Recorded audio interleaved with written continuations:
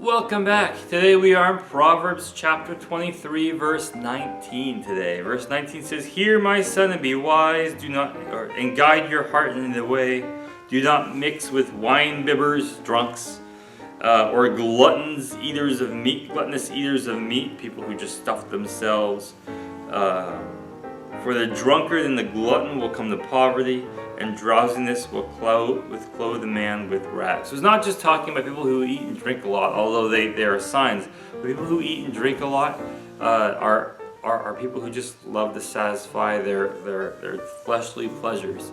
And there's nothing spiritual about them. They're all about the food, they're all about the drink, and they're not all about the Lord. So don't mix with people who are just going to be interested in satisfying their pleasures, whether it be food or drink or sex or drugs or money or anything else. It's like, all I want to do is be happy.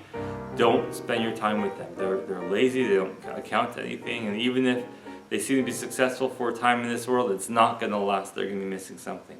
Verse 22 says, "Listen to your father who begot you, and do not despise your mother when she is old." Listen to your parents, basically.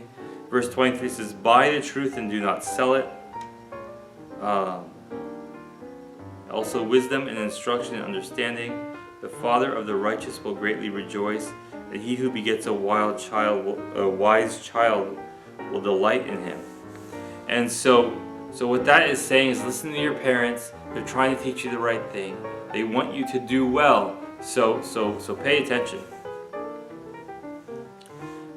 Verse 25 says, "Let your father and your mother be glad, and let her who bore you rejoice." It's like, be a good son, and then you'll make your parents proud. Verse 26, "My son, give me your heart, and let your eyes observe my ways. For a harlot is a deep pit, she is a seductress in a narrow well, and she also lies in wait for her victim, and increases the unfaithful among men." And so he's saying, hey, listen to your parents.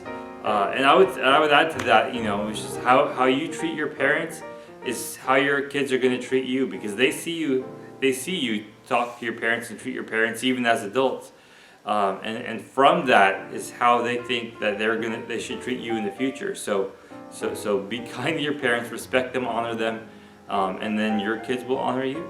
But and then 26 through 28, talking about the seductress, is there are people out there who are just after you. We call them salesmen, right, or politicians, or whatever. But there are people who out there who are trying to get you to follow them and to do what they say, and what they say is evil. And this one, it says a seductress, because in those days there would be women on the side of the road as you're walking from one town to the next, trying to pull you aside.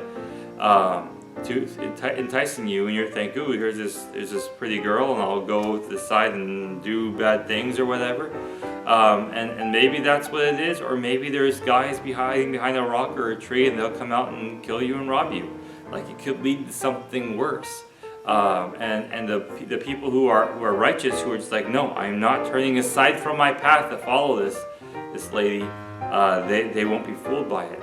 And so if you keep your eyes on the Lord and you follow the straight and narrow path, and don't turn away to temptations, whether it be a girl or food or drink or something else, then life will be better for you, and there's life in that. But if you pull aside to follow some sin, that way always leads to death. So don't do it. Verse 29 says, "Who has woe?